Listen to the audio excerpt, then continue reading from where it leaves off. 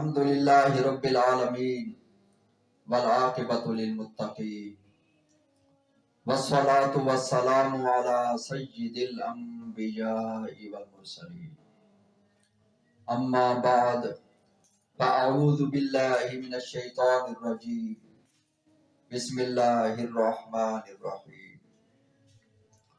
سبحان الذی اسری بعبدہ لیلا من المسجد الحرام الى المسجد الاقصى الذي باركنا حوله لنريه من آياتنا إنه هو السميع البصير آمنت بالله صدق الله مولانا العظيم وصدق رسوله النبي الكريم الأمين إن الله وملائكته يصلون على النبي يا أيها الذين آمنوا صلوا عليه وسلموا تسليما اللهم صل على سيدنا ومولانا محمد وعلى آله وأصحابه سيدنا ومولانا محمد وبارك وسلم وصلوا عليه۔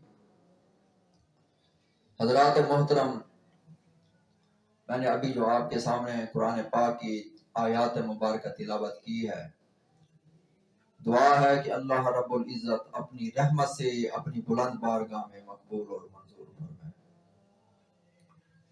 حضرات محترم، اصطلاح علماء میں مسجد حرام سے مسجد اقصی تک کے سفر کو اسرا اور مسجد اقصی سے سدرۃ المنتہا کے سفر کو معراج کہتے ہیں۔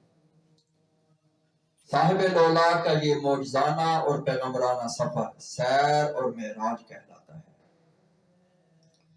سیر کے معنی رات کو چلانے اور لے جانے کے ہیں، کیونکہ یہ فقید المثال سفر رات کے کسی حصے میں پیش آیا، اس لیے اسے سیر سے تعبیر کیا گیا ہے۔ معراج کے معنی اوپر چڑھنے اور بلندی پر جانے کے ہیں۔ احادیث مبارکہ میں سرکار دو عالم صلی اللہ علیہ وآلہ وسلم نے فرمایا کہ مجھے آسمانوں کی طرف لے جایا گیا۔ معراج کے معنی سیڑھی کے بھی ہیں۔ ایک روایت کے مطابق حضور صلی اللہ علیہ وآلہ وسلم کے لیے مسجد اقصی سے ایک بہشتی سیڑھی زینہ لائی گئی، جس کے ذریعے محبوب خدا آسمانوں پر گئے۔ معراج النبی کے دو حصے ہیں۔ پہلا حصہ مسجد حرام سے مسجد اقصی کا ہے، جس کا تعلق ہماری دنیا سے ہے، اور دوسرا حصہ مسجد اقصی سے سدرۃ المنتہا تک کا ہے، جس کا تعلق عالم لاہوت اور ملکوت سے ہے۔ ایک رات حضور صلی اللہ علیہ وآلہ وسلم حضرت ام ہانی کے گھر بستر پر استراحت فرما رہے تھے۔ امام الانبیاء کے الفاظ مبارک یہ ہیں کہ میں خواب اور بیداری کی حالت میں تھا۔ اب انسانی فطرت ہے کہ وہ لیٹتے ہی سو نہیں جاتا، بلکہ وہ آہستہ آہستہ آغوش خواب میں جاتا ہے۔ دائرہ خواب میں داخل ہونے کی حالت کہلاتی ہے۔ سرکار دو عالم بھی اسی کیفیت میں تھے کہ معراج کا بلاوا آ گیا۔ ایک روایت کے مطابق آپ صلی اللہ علیہ وآلہ وسلم حتیم کعبہ میں سو رہے تھے۔ ایک روایت یہ بھی آتی ہے کہ 3 شخص ہیں، ان میں سے ایک نے کہا حاضرین میں وہ پیغمبر کون سے ہیں؟ دوسرے نے کہا جو سب سے اچھے اور حسین ہیں۔ تیسرے نے کہا جو سب سے اچھے ہیں انہی کو لے لو۔ اگلی رات وہ تینوں آئے اور انہوں نے آپ صلی اللہ علیہ وآلہ وسلم کی نشاندہی کی اور آپ صلی اللہ علیہ وآلہ وسلم کو جگا کر وہ اپنے ساتھ لے گئے۔ اسی طرح علماء نے ایک اور روایت بھی بیان کی ہے کہ حضور پاک علیہ الصلوۃ والسلام شیب ابی طالب کے قریب حضرت ام ہانی کے گھر سو رہے تھے۔ آپ صلی اللہ علیہ وآلہ وسلم کی ایک طرف حضرت حمزہ اور دوسری طرف حضرت جعفر تھے۔ حضرت جبرائیل علیہ السلام ہے اور وہ آپ صلی اللہ علیہ وآلہ وسلم کو جگا کر وہ اپنے ساتھ لے گئے۔ معتبر روایات کے مطابق بزرگوں نے حضرت ام ہانی کے گھر سے معراج کے آغاز پر اتفاق کیا ہے۔ حضرت جبرائیل علیہ السلام نے خدا تعالیٰ کے حکم کے مطابق دروازے کا راستہ اختیار کرنے کی بجائے چھت کا راستہ اختیار کیا۔ اب چھت کا کھولا جانا اس بات کی علامت تھی کہ کوئی مافوق العقل واقعہ رونما ہونے والا ہے۔ حضور اکرم صلی اللہ علیہ وآلہ وسلم کے مکان کی چھت کھول کر آپ صلی اللہ علیہ وآلہ وسلم کا راستہ اور روٹ متعین کیا جا رہا تھا۔ خلاف عقل بات کو معجزہ کہا جاتا ہے، اور معجزہ انسانی عقل کو حیران کر دیتا ہے، اور معراج نبی پاک کا بڑا عظیم معجزہ ہے۔ اس لیے اس معجزے کو پایا تکمیل تک پہنچانے کے لیے اس کا آغاز بھی نرالے انداز میں کیا گیا۔ یہاں ایک سوال ذہن میں آتا ہے کہ چھت کھول کر جو سوراخ کیا گیا وہ کتنا بڑا ہوگا؟ ہو سکتا ہے کہ اگر پورے مکان کی اگر چھت اٹھا لی جائے تو مکان کے برابر جو ہے اس کا سوراخ ہوگا۔ لیکن سوال یہ پیدا ہوتا ہے کہ 600 پروں والا نوری مخلوق کا سردار تو وہ اس چھت میں سے کیسے گزر گیا؟ حضرت جبرائیل علیہ السلام کے 600 پر ہیں، اگر وہ اپنے 2 پر کھول دے تو مشرق اور مغرب دونوں ڈھانپ جائیں۔ اس کا جواب بزرگوں نے یہ دیا ہے کہ واقعہ معراج یہ سارا کا سارا معجزہ ہے، کیونکہ واقعہ معراج سے پہلے ہی خالق کائنات نے اس بات کا اعلان کر دیا، سبحان الذی اسری بعبدہ، یعنی پاک ہے وہ ذات جس نے راتوں رات اپنے محبوب کو سیر کرائی۔ یہ یاد رکھیں، بلکہ ہر مسلمان کا یہ عقیدہ ہونا چاہیے کہ مالک کائنات بڑی قوت والا ہے، وہ بڑی طاقت والا ہے، وہ بڑی حکمت والا ہے، وہ ذات قادر مطلق ہے، وہ مختار کل ہے، وہ جو چاہے کر سکتا ہے، کیونکہ وہ مالک کن فیکون ہے۔ پوری کی پوری کائنات کا نظام ایک اسی کے اشارے پر چل رہا ہے۔ اس وضاحت کا مقصد یہ تھا کہ کہیں انسان کا عقل جو ہے وہ ایمان کے سامنے ڈگمگا نہ جائے۔ 600 پروں کا مالک جبرائیل امین کا مکان کی چھت کے سوراخ سے داخل ہونا یہ بظاہر انسانی عقل کے لیے عجوبہ ہے، لیکن پروردگار عالم کی حکمت اور دانائی کے سامنے یہ کوئی انوکھا امر نہیں ہے۔ اگر مالک کائنات کا حکم ہوتا تو جبرائیل امین کا مکان کی چھت کے سوراخ سے داخل ہونا یہ تو دور کی بات ہے، اگر رب کائنات حکم دیتا تو جبرائیل امین وہ سوئی کے نکے میں سے بھی گزر جاتے۔ سفیر نبوت جبرائیل امین کو معلوم تھا کہ وہ آج کس مقصد کے لیے آئے ہیں۔ انہیں سرتاج الانبیاء کے مقام اور مرتبے کا بخوبی علم تھا، اس لیے نوری مخلوق کا سردار مکان کی چھت کے سوراخ سے اپنے پروں کو سمیٹتا ہوا دربار نبوت میں حاضر ہو گیا۔ حضرت جبرائیل علیہ السلام چھت کھول کر حضور صلی اللہ علیہ وآلہ وسلم کے مکان میں داخل ہوئے تو اب وہ اس فکر میں تھے کہ سرتاج الانبیاء کو کس طرح سے جگایا جائے، کیونکہ جبرائیل امین جو تھے یہ محبوب خدا کے دربار کے آداب سے وہ بخوبی واقف تھے، اس لیے عمومی طریقے سے جگانا آداب نبوی کے خلاف تھا۔ ادب، احترام اور عقیدت کا تقاضا یہ تھا کہ امام الانبیاء کو آپ صلی اللہ علیہ وآلہ وسلم کی عظمت، شان اور مرتبے کے مطابق جگایا جائے۔ حضور پاک علیہ السلام بستر پر خواب راحت میں تھے کہ جبرائیل امین نے آداب کے تمام پہلوؤں کو ملحوظ خاطر رکھتے ہوئے نہ تو حجرہ طیبہ کا دروازہ کھٹکھٹایا، نہ کنڈی ہلائی اور نہ ہی روایتی انداز میں جگانے کی کوشش کی۔ کہیں ایسا نہ ہو کہ رحمت کائنات کے آرام اور سکون میں کوئی خلل واقع نہ ہو جائے۔ عموماً یہ دیکھا گیا ہے کہ کسی کو جگانے کے لیے کھانسا جاتا ہے، آواز دی جاتی ہے یا اسے جھنجھوڑا جاتا ہے، لیکن یہ تمام باتیں دربار رسالت مآب کے خلاف تھی۔ یہاں تو بلند آواز سے بات کرنا بھی اپنے اعمال کو ضائع کرنے کے برابر ہے۔ جبرائیل علیہ السلام کو خدا تعالیٰ نے کہا کہ اے جبرائیل، میرے محبوب پہلی دفعہ میرے مہمان بن کر آ رہے ہیں، اس لیے میرے محبوب کو جگانے کا انداز بھی نرالا ہی ہونا چاہیے۔ حضور سرور کائنات رحمت للعالمین ہے، آپ 2 جہانوں کے شہنشاہ ہیں، قیامت تک آنے والے لوگ آپ صلی اللہ علیہ وآلہ وسلم کی غلامی کا دم بھرتے رہیں گے۔ آج نوری مخلوق کا سردار دربار مصطفیٰ میں حاضر ہے۔ اللہ تعالیٰ نے حکم دیا کہ اے میرے جبرائیل، آج تو بھی نوری مخلوق کی طرف سے میرے محبوب کی غلامی کا دم بھر کر دکھا دے۔ اے جبرائیل اپنے پروں کو عاجزی اور انکساری کی بنا پر میرے مصطفیٰ کے قدموں میں بچھا دے۔ اے جبرائیل تیرے ایسا کرنے سے میرے مصطفیٰ کی آنکھ بھی کھل جائے گی اور تیرے پروں کو میرے محبوب کے قدموں کے نیچے بچھانے سے میرے مصطفیٰ کی آنکھ بھی کھل جائے گی۔ حضور پاک علیہ السلام کو جگانے کے بعد حضرت جبرائیل علیہ السلام اور حضرت میکائیل علیہ السلام آپ صلی اللہ علیہ وآلہ وسلم کو بئر زمزم پر لے گئے، جہاں محسن کائنات کا شق صدر کیا گیا۔ شق صدر سے مراد سینہ اقدس کا کھولا جانا ہے۔ سیرت رسول سے معلوم ہوتا ہے کہ سرکار دو عالم صلی اللہ علیہ وآلہ وسلم کی زندگی میں 4 دفعہ شق صدر کیا گیا۔ پہلا شق صدر دور رضاعت میں ہوا جب آپ صلی اللہ علیہ وآلہ وسلم حضرت حلیمہ سعدیہ کے ہاں تھے۔ دوسرا شق صدر آغاز جوانی میں ہوا جب آپ صلی اللہ علیہ وآلہ وسلم کی عمر مبارک 20 سال کی تھی۔ تیسرا شق صدر منصب نبوت عطا کرتے وقت غار حرا میں ہوا اور چوتھا شق صدر معراج سے پہلے کیا گیا۔ حضرات محترم، کچھ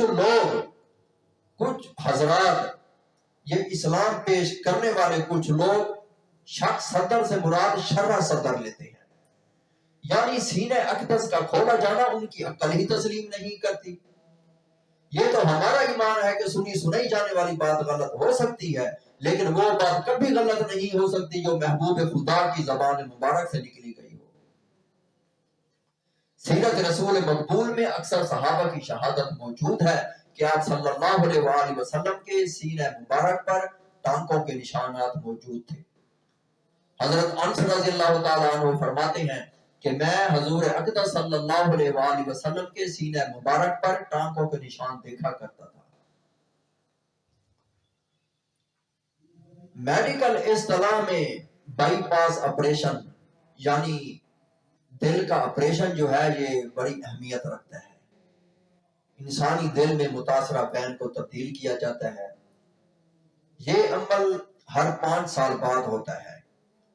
ہو سکتا ہے طب اور سائنس کی ترقی میں یہ وقفہ اس سے بڑھ کر 10 سال ہو جائے یا اس سے زیادہ ہو جائے۔ بائی پاس آپریشن کے بعد سینے پر ٹانکے لگائے جاتے ہیں۔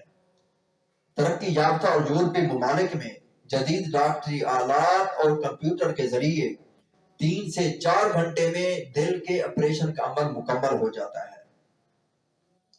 انسانی دل کا یہ آپریشن مخصوص بیماری کے پیش نظر کیا جاتا ہے۔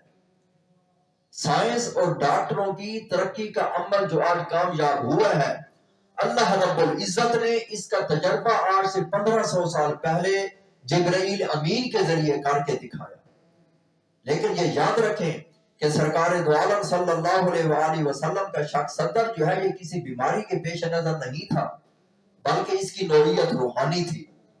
اس لیے عمر کے مختلف حصوں میں وقفے کے ساتھ شق صدر ہوتا رہا تاکہ قلب نبوت معصیت کی آلودگی سے پاک ہو اور اللہ تعالیٰ کا محبوب قلب انوارات اور تجلیات الہی سے منور اور مزین ہو جائے۔ پہلا شق صدر آپ صلی اللہ علیہ وآلہ وسلم کا بچپن میں ہوا۔ دوسرا شق صدر آپ کا آغاز جوانی میں ہوا اور تیسرا شق صدر منصب نبوت عطا ہونے سے پہلے کیا گیا تاکہ آپ کا قلب مبارک اسرار وحی اور معرفت الہی کا متحمل ہو سکے۔ چوتھا شق صدر اس لیے ضروری تھا تاکہ قلب نبوت نورانیت اور روحانیت میں اتنا پختہ ہو جائے کہ تجلیات الہی اور دیدار خداوندی کا بالواسطہ مشاہدہ کر سکے۔ میں تیری طرف دیکھوں تو میری طرف دیکھنا، میں تیری رحمت دیکھوں تو میرا ظرف دیکھنا۔ سرکار دو جہاں کا پاک ارشاد ہے کہ میرے سینے کو چاک کرنے کے بعد میرے قلب کو نکالا گیا اور میرے قلب کو نکال کر اس کو زمزم کے مقدس اور پاک پانی سے دھویا گیا جو ایمان اور حکمت سے بھرا ہوا تھا۔ حضور اکرم صلی اللہ علیہ وآلہ وسلم فرماتے ہیں کہ جبرائیل علیہ السلام اور ان کے رفقا نے میرے قلب سے کچھ نکالا اور پھر کچھ ڈالا، اور پھر میرے قلب کو زمزم سے دھونے کے بعد اسے اصل جگہ پر رکھ کر اس کو درست کیا گیا۔ حضور صلی اللہ علیہ وآلہ وسلم کے شق صدر کے بعد ایک بہشتی براق کا انتظام کیا گیا۔ نبی پاک فرماتے ہیں کہ یہ براق خنجر سے ذرا چھوٹا تھا۔ یہ سفید رنگ کا بہشتی براق اتنا تیز رفتار تھا کہ اس کی رفتار تا حد نگاہ کے برابر تھی۔ بعض حضرات نے اس براق کو برق سے تشبیہ دی ہے، یعنی اس کی رفتار 1,86,000 میل فی سیکنڈ بنتی ہے۔ یہ بہشتی براق بلا شبہ شہنشاہ دو عالم کے لیے ایک بہشتی بوئنگ طیارہ تھا جس کی رفتار بڑی حیرت انگیز تھی۔ حضور اکرم صلی اللہ علیہ وآلہ وسلم جب اس پر سوار ہونے لگے تو وہ براق شوخی کرنے لگا۔ جبرائیل علیہ السلام نے اس براق کو مخاطب کرتے ہوئے کہا کہ اے خوش نصیب براق، تجھے معلوم ہونا چاہیے کہ تجھ پر صاحب لولاک، فخر دو عالم اور امام الانبیاء سوار ہونے والے ہیں۔ یہ سن کر وہ براق شرم سے پانی پانی ہو گیا۔ حضور اکرم صلی اللہ علیہ وآلہ وسلم اپنی سواری پر تشریف فرما ہوئے، میکائیل بھی آپ کے ساتھ تھے اور ملائکہ کی ایک بہت بڑی تعداد آپ کے جلو میں تھی۔ جبرائیل علیہ السلام نے رہنمائی کے فرائض سر انجام دیے۔ ایک روایت میں یہ بھی آتا ہے کہ حضرت جبرائیل علیہ السلام نے حضور صلی اللہ علیہ وآلہ وسلم کو اس براق پر سوار کیا اور جبرائیل خود اسی براق پر حضور صلی اللہ علیہ وآلہ وسلم کے پیچھے سوار ہوئے۔ بعض روایات سے معلوم ہوتا ہے کہ مسجد حرام سے مسجد اقصی تک کے سفر میں بعض عجائبات اور نوادرات خداوندی کا نظارہ کرایا گیا۔ روایت میں آتا ہے کہ حضور صلی اللہ علیہ وآلہ وسلم نے فرمایا کہ راستے میں میرا ایسی جگہ سے گزر ہوا جہاں کھجوروں کے درخت بڑی کثرت سے نظر آئے۔ جبرائیل نے کہا یا رسول اللہ یہاں آپ نماز پڑھ لیں۔ یا رسول اللہ یہ وہ جگہ ہے جسے یثرب یعنی مدینہ منورہ کہتے ہیں۔ یا رسول اللہ یہی وہ جگہ ہے جہاں آپ ہجرت کریں گے۔ بعد میں آپ کا قافلہ روانہ ہوا تو جبرائیل علیہ السلام نے بتایا یا رسول اللہ اب ہم وادی سینا سے گزر رہے ہیں۔ یہ جگہ شجر موسیٰ کے قریب تھی جہاں موسیٰ علیہ السلام نے خدا تعالیٰ سے کلام کیا تھا۔ وہاں بھی حضور صلی اللہ علیہ وآلہ وسلم نے 2 رکعت نماز ادا کی اور کچھ دیر بعد آپ صلی اللہ علیہ وآلہ وسلم کا گزر مدین سے ہوا جو حضرت شعیب علیہ السلام کا مسکن تھا۔ وہاں بھی محبوب خدا کو نماز ادا کرنے کے لیے کہا گیا تو جبرائیل علیہ السلام نے بتایا یا رسول اللہ یہ جگہ بہت اہم ہے جہاں حضرت عیسیٰ روح اللہ کی ولادت ہوئی تھی۔ حضور اکرم صلی اللہ علیہ وآلہ وسلم اس براق پر سوار جا رہے تھے کہ راستے میں ایک بوڑھے نے آپ کو آواز دی تو جبرائیل علیہ السلام نے کہا یا رسول اللہ آپ اس کو اس کا جواب نہ دیجیے، آپ آگے چلیے۔ کچھ دور جا کر ایک اور بوڑھا نظر آیا، اس نے بھی آپ کو آواز دی جس پر جبرائیل نے کہا یا رسول اللہ اس کا بھی آپ جواب نہ دیجیے، آپ آگے جائیے۔ تھوڑا فاصلے پر جا کر ایک جماعت پر سے آپ کا گزر ہوا تو اس جماعت نے آپ صلی اللہ علیہ وآلہ وسلم کو السلام علیکہ یا اول، السلام علیکہ یا آخر، السلام علیکہ یا حاشر کہا تو جبرائیل امین نے کہا یا رسول اللہ ان کے سلام کا آپ جواب دیں۔